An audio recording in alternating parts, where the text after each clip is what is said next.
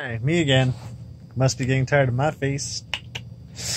Okay, so next lesson is fear. Yep, fear. And fear actually plays a huge role in dealing with somebody that is suicidal.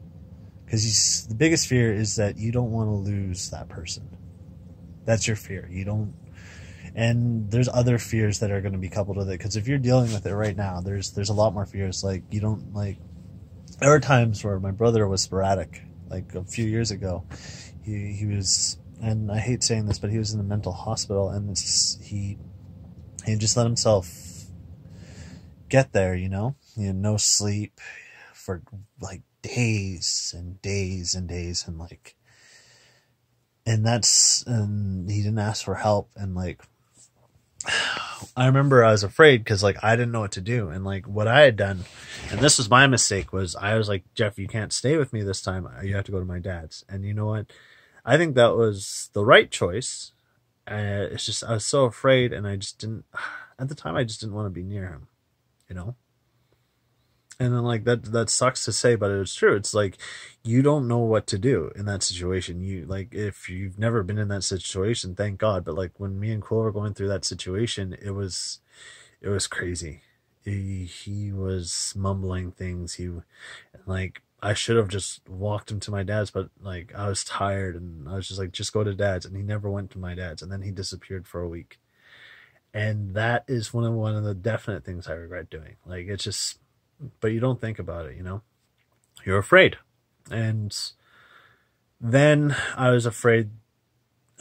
Then I had a realization that I was going to lose him. And then I didn't get any sleep. And I was getting depressed. And I was getting sad. And I didn't know what to do. I didn't know if I should yell at him. I didn't know if I should chastise him, And you're afraid. And that's the big thing, is fear. Fear of losing someone. Fear of anything actually fucks with you. Excuse my language. And that's the truth about it. And I'm going to teach you something that I've learned quite a bit ago, is fear. One thing I've noticed about fear, it's kind of like a finger trap. And what that means is the more you fear something and the more you struggle, the worse the situation is actually going to get. You're going to make the situation worse. And even now, I still get caught in my own fear where I'm afraid of something and I push towards it without realizing it. Like you say things that are going to make things worse, or you say things that are going to push towards it. And like, especially with suicide people, like you're afraid something's going to happen. So you do everything to prevent it. You're like, hey, let's get you to the doctor, or like, let's have solutions. And like, if you watch my other video, like about listening, maybe you don't listen, like when they really need you to listen, you don't listen.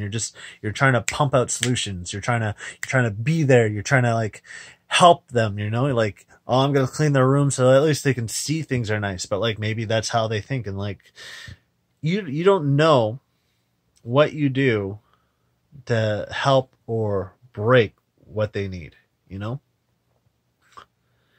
And that's what fear does. It kind of, if it drives the bus, you're unintentionally going to drive towards the goal that you don't want. And I know it's hard. I know it's completely hard, but you have to learn to live with the fear. You have to learn to accept the fear. And that's scary, because that means you have to accept, like with my brother, like when I had to learn to accept it, you have to accept that one day that person is going to die. Any day they could die. Tomorrow they could die. A week from now they could die. Months from now they could die. A year from now they could die. That's what you have to accept. And that's what I've had to accept. And I know how hard it is. But that could be the difference from a day to a year, That could be the actual difference. Like, learning to accept that could be the difference. Maybe you get 2 years out of it extra. With Jeffrey, he started 3 years ago, and like, we got 3 extra years or 2 extra years. I can't, I'm kind of messy with the timeline. So much happened, you know, but like we got that extra time with him. We did. And that's amazing. We got to a point where I thought he might have gotten out of it. And I was so caught up with my own life that maybe I didn't see it. Maybe I just didn't want to see it. I don't know. But I know for a fact that if you're afraid, you're going to push towards it. And unintentionally, maybe you think you're doing what's best for them, but you're not thinking about them. You're thinking about yourself. You're afraid to lose them. And if you're thinking about yourself, you're doing things for yourself. You're not doing it for them. You're like, as much as you want to say you're doing it for them, you're not. If you want to do things for them, you have to ask them what they need. If you want to do things for them, you have to learn to accept it. You have to accept that you're going to lose, like you could lose that sibling or that parent. And it's scary. It's very scary. But for people that we love, we kind of have to do the scariest things. And that's something I've learned. And you have to fight for them. And if you want to fight for them, you kind of have to fight through your own fears. But yeah, that is my advice for this video. Accept your fears. Accept them. They're scary. 100% scary. But you have to do what you can to get that extra day. You do what you can to get that extra day, you know? Even that extra minute. Yeah, I would give anything to have 1 extra minute.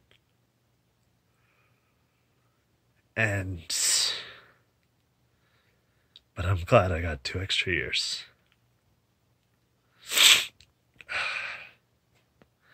So yeah, I hope you don't have to go through what we went through. And if you do, I hope that you got extra time.